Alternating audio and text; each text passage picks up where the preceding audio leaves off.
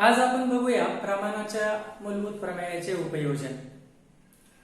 या ठिकाणी प्रमाणाच्या मूलभूत प्रमेयालाच आपण बीपीटी असं म्हणतो, कारण इंग्लिश मध्ये बीपीटीचा अर्थ होतो बेसिक प्रपोर्शनॅलिटी थिअरम, म्हणजेच प्रमाणाचं मूलभूत प्रमेय। यामध्ये एखाद्या त्रिकोणाच्या एखाद्या बाजूला समांतर असणारी रेषा त्या दोन बाजूंना प्रमाणात विभागते असं आपण बघितलेलं आहे। आता ह्या प्रमाणाच्या मूलभूत प्रमेयाचा उपयोग करून आपण काही प्रमेय सिद्ध करणार आहोत, म्हणून त्याला प्रमाणाच्या मूलभूत प्रमेयाचं उपयोजन असं म्हणतात। उपयोजन म्हणजेच उपयोग करणे। तर आपण त्या प्रमाणाच्या मूलभूत प्रमेयाचा उपयोग करून इतर सिद्धता लिहिणार आहोत। त्यापैकी पहिलंच प्रमेय आज जे बघणार आहोत ते म्हणजे कोन दुभाजकाचा गुणधर्म किंवा कोन दुभाजकाचे प्रमेय। कोन दुभाजक कशाला म्हणतात, तर असा किरण जो त्या कोनाचे दोन समान भाग करतो त्याला आपण त्या कोनाचा कोन दुभाजक म्हणतो। मग हे प्रमेय आपल्याला नेमकं काय सांगतं की त्रिकोणाच्या कोनाचा दुभाजक, त्रिकोणाच्या कोनाचा दुभाजक त्याच्या समोरील बाजूस उरलेल्या बाजूंच्या लांबीच्या प्रमाणात विभागतो।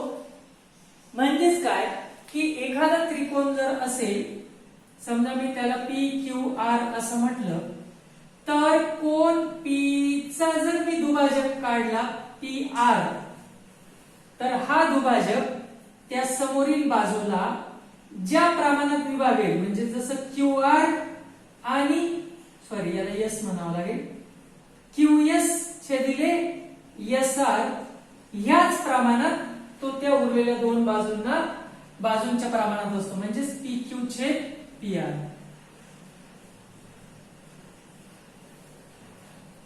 त्रिकोणाच्या कुठल्याही कोनाचा दुभाजक समोरील बाजूला ज्या प्रमाणात विभागतो त्याच प्रमाणात त्या उरलेल्या दोन बाजू असतात। म्हणजेच ज्या कोनाचा तो दुभाजक आहे त्याच्या बाजूंचं गुणोत्तर आणि समोरच्या बाजूच्या झालेल्या दोन तुकड्यांचं गुणोत्तर समान असतं। सोप्या भाषेत सांगायचं म्हणजे जरुरी नाही की कोन दुभाजक पी चाच असू शकतो, तो क्यू चा सुद्धा असू शकतो। मग त्यावेळेला ते असं होईल। मग आता हे गुणोत्तर थोडं वेगळं येईल। कसं येईल हे गुणोत्तर, समोरच्या बाजूचे तुकडे कसे झाले, पी एस छेदिले एस आर बरोबर क्यू पी छेदिले क्यू आर। आणि जर तो कोन आर चा दुभाजक असता तर हेच गुणोत्तर पुन्हा वेगळ्या पद्धतीने आलं असतं। कसं, पी एस छेदिले एस क्यू बरोबर त्या कोनाच्या उरलेल्या दोन बाजू, परंतु बाजूंचं गुणोत्तर घेताना समोरील बाजूचा जिकडचा तुकडा अगोदर घेतला असेल तिकडचीच बाजू प्रथम घ्यायची, म्हणजेच आरपी छेदिले आर क्यू अशा पद्धतीने। फक्त हे आपल्याला आज सिद्ध करायचं आहे आणि त्यासाठी आपण उपयोग करणार आहोत प्रमाणाच्या मूलभूत प्रमेयाचा। तर सुरुवात करूया। सर्वप्रथम प्रमेय वाचूया की त्रिकोणाच्या कोनाचा दुभाजक त्या समोरील बाजूस उरलेल्या बाजूंच्या लांबीच्या प्रमाणात विभाग। त्यासाठी आपण एक त्रिकोण काढला ए बी सी। आपला मूळ त्रिकोण एवढाच आहे ए बी सी, आणि याच्या कोन सी चा आपण सीई हा दुभाजक टाकला। मग तेवढंच आपल्याला पक्षात लिहावं लागेल की त्रिकोण ए बी सी च्या कोन सी चा दुभाजक, कोन सी चा दुभाजक रेख ए बी ला ई बिंदूत छेदतो, बरोबर। म्हणजे सीई हा कोन सी चा दुभाजक आहे आणि त्यामुळे आपल्याला काय सिद्ध करायचं आहे की त्या कोनासमोरील बाजूच्या ज्या दोन तुकड्यांची लांबी आहे त्याचं गुणोत्तर एई अपॉन ईबी हे गुणोत्तर ज्या कोनाचं तो दुभाजक आहे त्या कोनाच्या बाजूच्या गुणोत्तरासारखा असतो, म्हणजे सी ए छेदिले सी असं आपल्याला सिद्ध करायचं। त्यासाठी जर आपल्याला त्रिकोणाच्या मूलभूत प्रमेयाचा वापर करायचा असेल, म्हणजेच प्रमाणाच्या मूलभूत प्रमेयाचा वापर करायचा असेल, तर आपण काही रचना करणार आहोत. ती रचना अशी आहे की बी मधून किरण सीई ला समांतर रेषा काढा आणि ती एसी ला पुढे आपण वाढवल्यावर डी बिंदूत छेदेल. म्हणजे ही सुद्धा रचनाच आहे प्रत्यक्षात. हे डॉटेड लाईनने काढलेली रचना असते. म्हणजेच खरा त्रिकोण एवढाच होता. या सीई ला आपण बीडी समांतर काढली आणि ही बीडी आणि ही एसी पुढे वाढवल्यानंतर जिथे छेदतील तो आपला डी बिंदू. नीट जर बघितलं तर एक मोठा त्रिकोण तयार होतो ज्याचं नाव एडीबी आहे. याच्या डीबी बाजूला सीई समांतर असेल तर हे छेदिले हे बरोबर हे छेदिले हे. प्रमाणाचं मूलभूत प्रमेय असं सांगतं. जी बाजू त्रिकोणाला दुभागते आणि ती त्याच्या एका बाजूला समांतर असेल तर त्रिकोणाच्या त्या दोन्ही बाजूंच्या तुकड्यांचं गुणोत्तर म्हणजे हे भागिले हे बरोबर हे भागिले हे असं सांगता येतं. म्हणजेच हे भागिले हे बरोबर हे भागिले हे. फक्त इथं सीबी आहे आणि इथं सीडी आहे. म्हणजेच आपल्याला सीडी ऐवजी सीबी टाकायचे असेल तर सीडी आणि सीबी मला एकरूप दाखवाव्या लागतील. जर मला ह्या दोन बाजू एकरूप दाखवायच्या असतील तर मला हे दोन कोण सुद्धा एकरूप दाखवावे लागतील. त्यासाठी मला काय सिद्धता लिहायची असा विचार करायचा आहे. मग सर्वप्रथम मी सुरुवात करतो. सीई समांतर डीबी कारण आपण रचना केली. सुरुवात करूया. सीई समांतर डीबी. याचं कारण द्यावं लागेल आपल्याला की रचना केली आपण तशी. जर ह्या दोन बाजू समांतर असतील आणि एडी जर छेदिका असेल तर कोन ए आणि कोन वाय सारखे कारण ते समांतर रेषांच्या छेदिकेमुळे होणारे संगत कोन आहे. समांतर रेषांच्या छेदिकेमुळे म्हणजे या दोन समांतर रेषा आणि ही छेदिका ए म्हणजे इथे आहे आणि वाय म्हणजे इथे आहे. तर हे एकाच कॉर्नर मध्ये असणारे कोन जे असतात त्यांना संगत कोन म्हणतो आणि ते समांतर रेषांमुळे झालेले असतील तर ते एकरूप असतात. म्हणून ए बरोबर वाय असं मी म्हणतो आणि त्याचं कारण लिहितो छेदिका एडी मुळे होणारे छेदिका एडी मुळे होणारे विक्रम कोन. आणि याला म्हणतो विधान नंबर 1. त्याचप्रमाणे जर एडी ऐवजी सीबी आपण छेदिका मानली तर या ठिकाणचा हा बी आणि या ठिकाणचा एक्स हे विक्रम कोन नाही संगत कोन. इथे हे विक्रम कोन आहे बी आणि एक्स. त्याचप्रमाणे इथे आपण असं म्हणूया त्याचप्रमाणे सीबी छेदिका घेतल्यास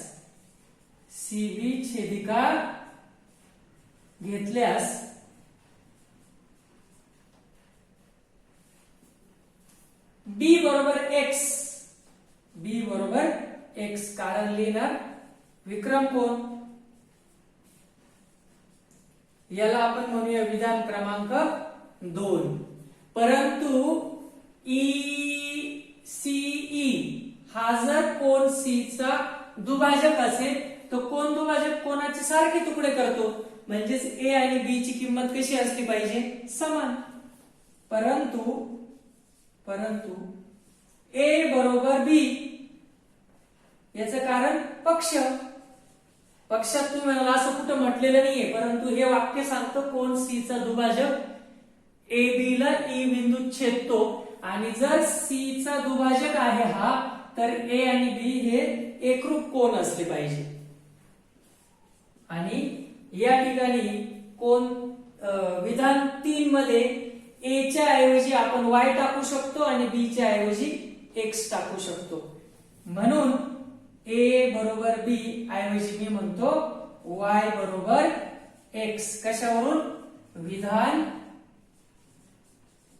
1, 2 व 3 वरून. आणि साधी गोष्ट आहे, जर y आणि x एकरूप असतील तर ह्या एकरूप कोनांच्या समोरील बाजू सुद्धा एकरूप असल्या पाहिजे. म्हणून CD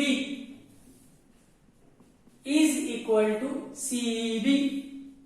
आणि कारण द्यायचं एकरूप कोनांसमोरील बाजू. एकरूप कोनांसमोरील बाजू याला आपण म्हणूया विधान क्रमांक 4. आणि आता त्रिकोण ADB मध्ये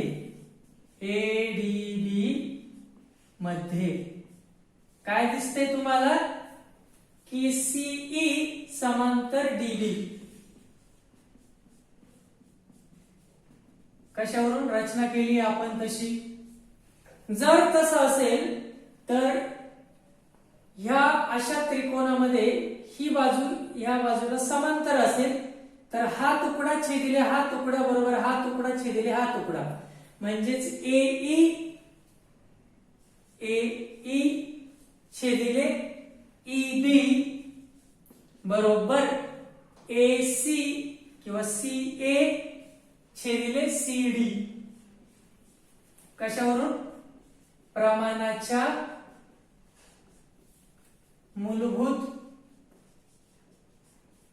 प्रमेयानुसार. बरोबर.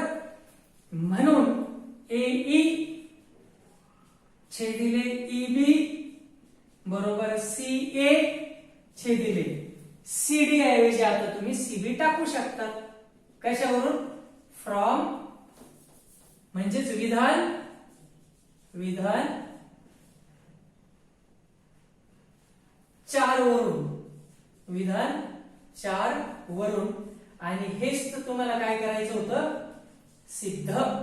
बघा AE छेदिले EB बरोबर CA छेदिले CB सिद्ध झालं. तर याला म्हणतात कोन दुभाजकाचा गुणधर्म.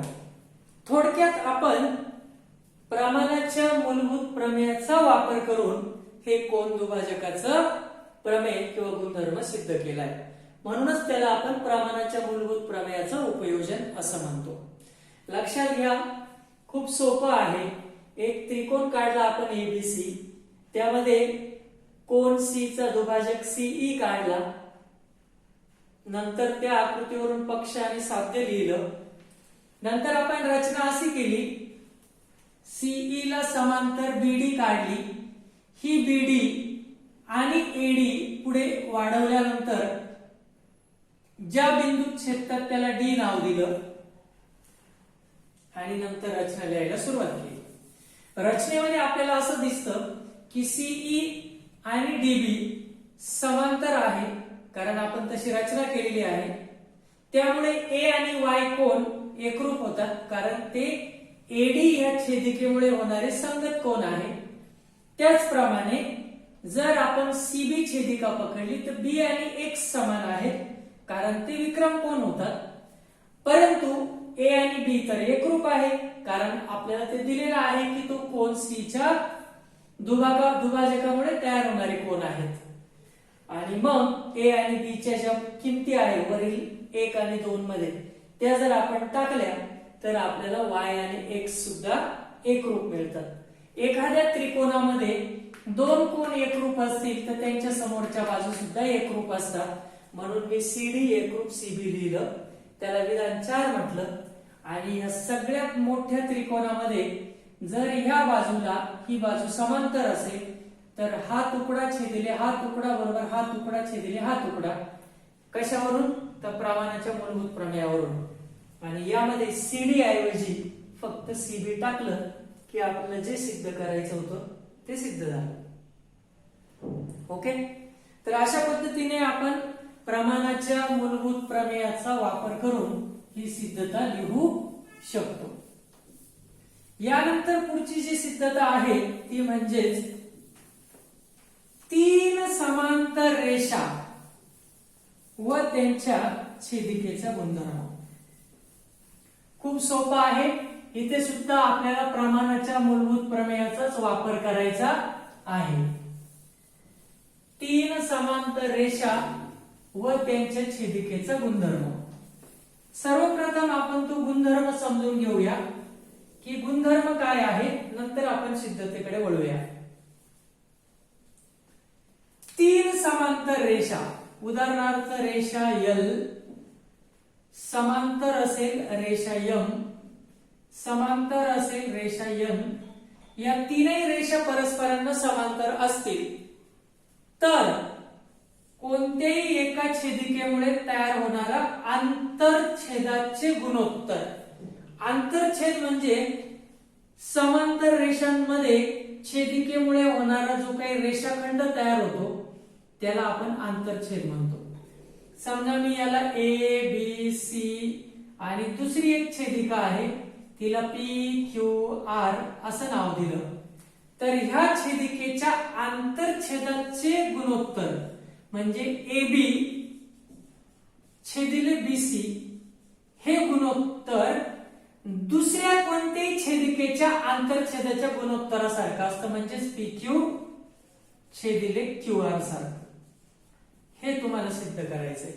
याला म्हणतात तीन समांतर रेषांच्या छेदिकेचा गुणधर्म. तर तीन रेषा जर समांतर असतील तर एका छेदिकेच्या आंतरछेदाचे गुणोत्तर इतर कोणत्याही छेदिकेच्या आंतरछेदाच्या गुणोत्तरासारखे असते. याला म्हणतात तीन समांतर रेषा व त्यांच्या छेदिकांचे प्रमेय किंवा छेदिकांचा गुणधर्म. तर त्यासाठी साहजिकच आपल्याला अशीच आकृती काढावी लागेल.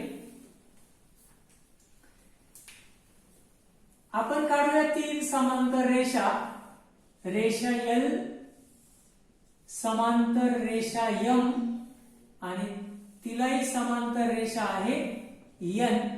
नंतर ही एक छेदिका आहे X. या बिंदूला A B आणि C अशी नावे देऊया. नंतर ही दुसरी छेदिका आहे Y. याला नाव देऊया P Q आणि R. तर या ठिकाणी L M N या तीन परस्पर समांतर रेषांना X व Y या दोन छेदिका आपण काढलेल्या आहेत. मग सर्वप्रथम आपण पक्ष आकृतीवरून लिहिण्याचा प्रयत्न करू. रेषा L समांतर रेषा M समांतर रेषा N. बघा L M आणि N या तिघही रेषा परस्परांना मी समांतर दाखवल्या. हा L नाही, लक्षात घ्या. अशा उभ्या दोन दांड्या म्हणजे समांतरचं चिन्ह येते. रेषा L समांतर रेषा M समांतर रेषा N. आणि या व्यतिरिक्त X व Y त्यांच्या छेदिका आहे, त्यांच्या छेदिका आहे X आणि Y च्या. आणि आपल्याला काय साध्य करायचं आहे? आपल्याला साध्य करायचं आहे या छेदिकेवरील आंतरछेदांचे गुणोत्तर म्हणजेच AB छेद BC हे गुणोत्तर दुसऱ्या छेदिकेच्या आंतरछेदाच्या गुणोत्तरासारखे असते, म्हणजे PQ छेद QR सारखे असते, असं आपल्याला दाखवायचं आहे.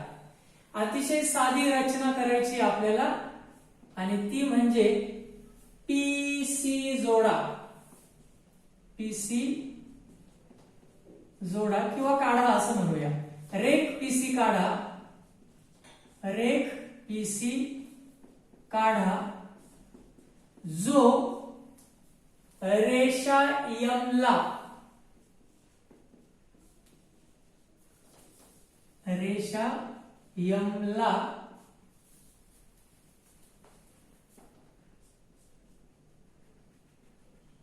PC काढली आणि रेषा M ला या ठिकाणी G बिंदू छेदतो असं आपण म्हणूया. बिंदू G मध्ये छेदतो.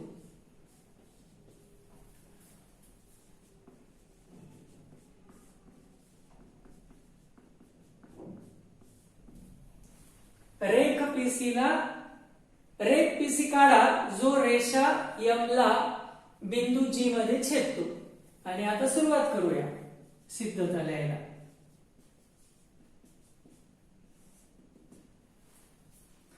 सर्वप्रथम आपण एपीसी असा त्रिकोण घेऊया. एपीसी त्रिकोण एपीसी मध्ये तुम्हाला असं दिसतं की ही एल रेषा एम रेषा समांतर आहे, म्हणजेच एपी आणि BG parallel. AP parallel to BG. याचे कारण रचना आपण तशी केली नाही, पक्षातच दिलेलं आहे ना. रेषा एल आणि एम समांतर पक्षातच दिलेले आहे, म्हणून आपण या दोघींना समांतर मानतो. मग त्रिकोणाच्या एका बाजूला जर एखादी रेषा समांतर असेल तर ती त्या दोन बाजूंचे प्रमाणात विभाजन करते. म्हणजे तुम्ही असं म्हणू शकता हे छेदिले हे बरोबर हे छेदिले हे, म्हणजेच एबी छेदिले बीसी बरोबर पीजी छेदिले जीसी. कशावरून? प्रमाणाचे मूलभूत प्रमेय. स्टेटमेंट क्रमांक 1. त्याचप्रमाणे त्रिकोण पीसीआर घेऊया. आता त्रिकोण पीसीआर मध्ये यामध्ये सुद्धा एम आणि एल समांतर आहे, म्हणजेच आपण जी क्यू ला समांतर मानूया पीआर सीआरसी. जी क्यू समांतर सीआर. आणि त्रिकोणाच्या एका बाजूला समांतर असणारी रेषा उरलेल्या दोन बाजूंना प्रमाणात विभागते, म्हणजे जीपी छेद जीसी किंवा पीजी छेद जीसी बरोबर पीक्यू छेद क्यूआर. कशावरून? प्रमाणाचं मूलभूत प्रमेय आपल्याला असं सांगतं. याला आपण 1 आणि 2 असं नाव दिले. तर आता बघा याची किंमत पीजी छेद जीसी सारखी आहे आणि पीजी छेद जीसी ची किंमत पीक्यू छेद क्यूआर सारखी आहे. म्हणजेच पहिला दुसऱ्या सारखा आणि दुसरा तिसऱ्या सारखा, म्हणून पहिला आणि तिसरा सुद्धा समान. कशावरून? 1 व 2 म्हणून. म्हणून विधान 1 व 2 वरून आपण असं म्हणू शकतो की एबी छेद बीसी बरोबर पीजी छेद जीसी, पण पीजी छेद जीसी ची किंमत आहे पीक्यू छेद क्यूआर सारखी. आणि आपल्याला हेच सिद्ध करायचं होतं आणि अशा पद्धतीने सिद्ध झालं. काहीच केलं नाही आपण, फक्त 3 समांतर रेषा काढल्या, नंतर त्यांच्या 2 छेदिका घेतल्या आणि आपल्याला एका छेदिकेवरचं गुणोत्तर आणि दुसऱ्या छेदिकेवरचं गुणोत्तर समान दाखवायचं होतं, प्रमाणात दाखवायचं होतं. त्यासाठी आपण रचना केली की रेख पीसी काढा जो मधल्या रेषेला जी मध्ये छेदतो, आणि नंतर आपण फक्त सर्वप्रथम एवढाच त्रिकोण घेतला जो मी रंगवलेला आहे एपीसी. एपीसी त्याच्यामध्ये ह्या बाजूला ही बाजू समांतर असेल तर ही बाजू भागिले ही बाजू बरोबर ही बाजू भागिले ही बाजू, असं प्रमाणाचं मूलभूत प्रमेय आपल्याला सांगतं. नंतर हा न रंगवलेला त्रिकोण बघा, त्यातही ह्या बाजूला ही बाजू समांतर असेल तर आपण हे छेदिले हे बरोबर हे छेदिले हे असं मानलं प्रमाणाच्या मूलभूत प्रमेयावरून. आणि त्यामध्ये पीजी जीसी दोन्हीकडे पण समान असेल तर त्याला काढून टाका आणि हे बरोबर हे असं आपण म्हटलं तर आपल्याला जे सिद्ध करायचं होतं ते इथे मिळालेलं आहे. तर अशा पद्धतीने आपण प्रमाणाच्या मूलभूत प्रमेयाचं उपयोजन आज बघितलं. या प्रमाणाच्या मूलभूत प्रमेयाच्या उपयोजनावर बऱ्याच वेळेला गणित सुद्धा विचारतात. या सिद्धता तर येतातच, सिद्ध करायला आलं तर 4 मार्क येईल, परंतु याच्यावर काही उदाहरणे सुद्धा येतात. ती उदाहरणे बघूया आता आपण की प्रमाणाचं मूलभूत प्रमेय, त्याचप्रमाणे कोन दुभाजकाचा गुणधर्म आणि 3 समांतर रेषांच्या छेदिकेचा गुणधर्म यांच्यावर आधारित उदाहरणे कशी विचारतात ते आपण बघूया.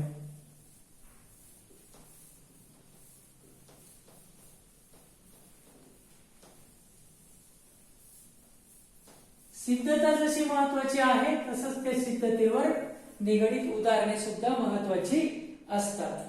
तर सर्वात पहिलंच उदाहरण बघा.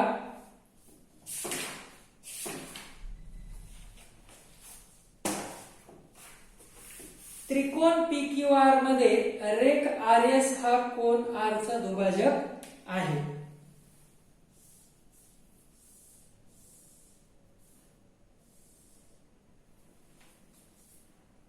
त्रिकोण PQR मध्ये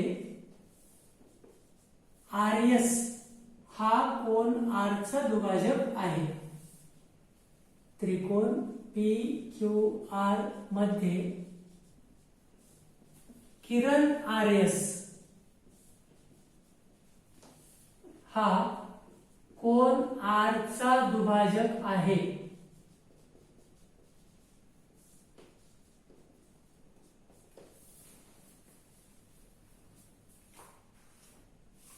जर PR 15 QR 20 जर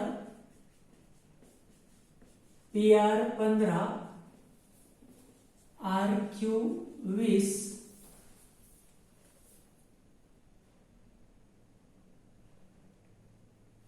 PS 12 तर SQ काढा.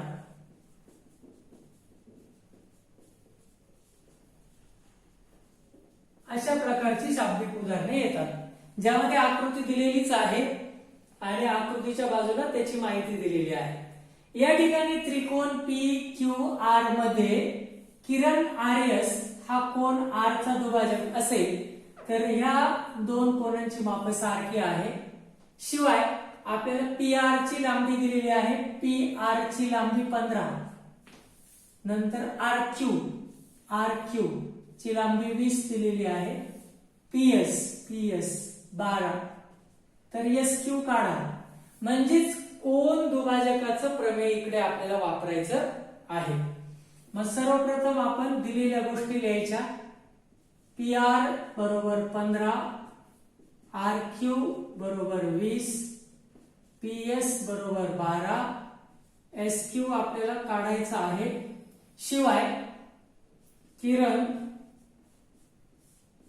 RS हा कोन R चा दुभाजक आहे असं आपल्याला दिलेलं आहे. म्हणून कोन दुभाजकाच्या प्रमेयानुसार त्या कोनासमोरील बाजूंचं गुणोत्तर म्हणजेच PS छेद SQ चं गुणोत्तर हे त्या कोनांच्या बाजूच्या गुणोत्तरासारखं असेल. म्हणजेच PQ आणि PQ छेद RQ या गुणोत्तरासारखं. कशावरून? कोन दुभाजकाचा गुणधर्म आपल्याला असं सांगतो. कोन दुभाजकाचा गुणधर्म आपल्याला असं सांगतो. आता फक्त किमती टाका. PS दिलेली आहे 12 SQ आपल्याला काढायची तो तसंच ठेवतो मी. PQ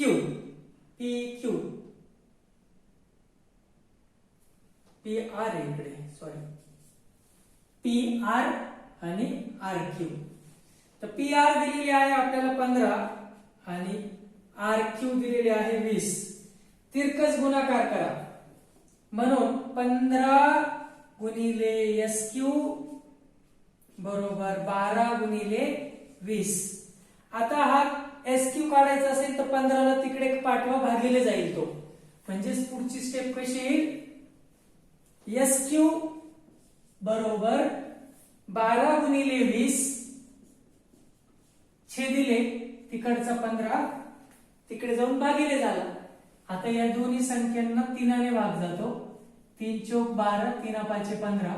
या दोघींना 5 ने जातो. 5 1 5 5 चौक 20. म्हणून SQ बरोबर 4 चौक 16 सेंटीमीटर मीटर असं काहीच दिलेलं नाही म्हणून काही लिहायची गरज नाही. तर या ठिकाणी कोन दुभाजकाच्या प्रमेयावर अशा पद्धतीने उदाहरणं सुद्धा विचारतात, जी खूप सोपी असतात. कोन दुभाजकाचं प्रमेय आपल्याला सरळ या ठिकाणी वापरायचं होतं, बाकी काही करायचं नव्हतं. यानंतरचं पुढचं गणित बघा. 3 समांतर रेषांच्या छेदिकेवर आधारित असलेलं ते गणित आहे.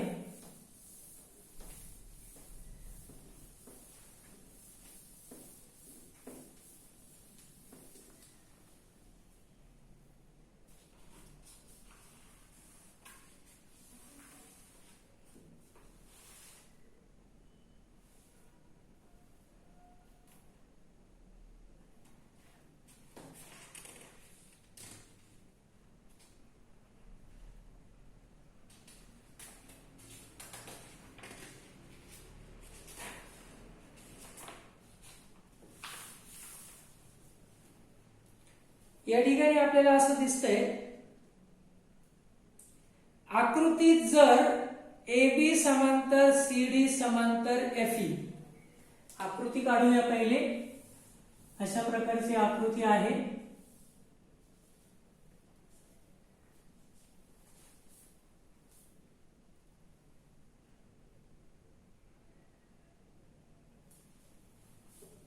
AB समांतर CD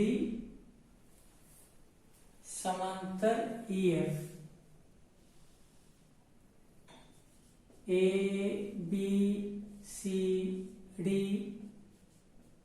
EF, आणि आपल्याला किमती पण दिलेली आहे. ही 8, ही 4, 12 आणि ही X, म्हणजे ती आपल्याला काढायची आहे. आणि असं म्हटलंय, आकृतीत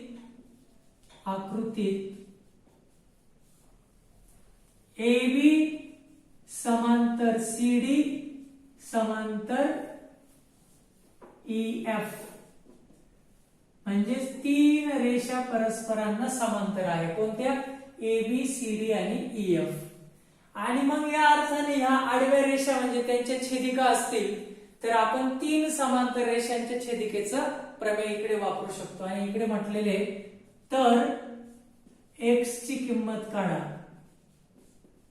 तर X ची किंमत काढा, कारण आकृतीमध्येच इतर किमती दिलेल्या आहेत. मग तुम्ही सुरुवात कशी करणार? सर्वप्रथम आपल्याला AC दिलेला आहे 8, CE दिलेला आहे 4, BD दिलेला आहे 12 आणि DF म्हणजेच तुमचा X जो तुम्हाला काढायचा आहे. नंतर आपण असं म्हणूया की AB समांतर CD समांतर EF, कशावरून? उदाहरणात जे दिलेलं असतं त्याला आपण पक्ष असं म्हणतो. म्हणजेच 3 समांतर रेषांचं प्रमेय आपल्याला वापरायचं आहे. म्हणून आपण असं म्हणू शकतो, AC छेदिले CE बरोबर BD छेदिले DF. 3 समांतर रेषांचा गुणधर्म आपल्याला असं सांगतो. त्या प्रमेयाचं नावाच आहे 3 समांतर रेषांचा गुणधर्म किंवा 3 समांतर रेषांच्या छेदिकेचा गुणधर्म. आणि आता किमती टाका. AC दिलेला आहे तुम्हाला 8, CE दिलेला आहे 4 बरोबर BD दिलेला आहे 12 आणि DF आहे X. तिरकस गुणाकार करा. 8 गुणिले X 8X बरोबर 12 चौक 48. हा 8 तिकडे जाऊन काय होईल? भागिले. म्हणून X बरोबर 48 छेदिले 8. 8 एक 8 आणि 8 सक 48. म्हणजेच X ची किंमत तुम्हाला किती मिळाली? 6. आणि आपल्याला X चीच किंमत काढायला लावली होती, काहीही करायचं नव्हतं. तर अशा पद्धतीने आपण समांतर रेषांच्या छेदिकेचा गुणधर्म सुद्धा बघितला आणि त्यावर निगडित कशा प्रकारचे उदाहरणं येतात हे सुद्धा बघितलं. त्या अगोदर आपण बघितलं कोन दुभाजकाचं प्रमेय. प्रमेय सुद्धा बघितलं आणि त्यावर आधारित याच्या अगोदरचं एक गणित बघितलं. तर या पाठामध्ये ही दोघही प्रमेय खूप महत्वाची आहे. कोन दुभाजकाचे प्रमेय आणि तीन समांतर रेषांच्या छेदिकेचं प्रमेय. या पाठाचा एकच पाठ उरलाय, तो म्हणजेच समांतर किंवा समरूपता, त्रिकोणांची समरूपता आणि त्या समरूपतेवर आधारित एक प्रमेय आहे. ते आपण पुढच्या लेक्चरला बघूया.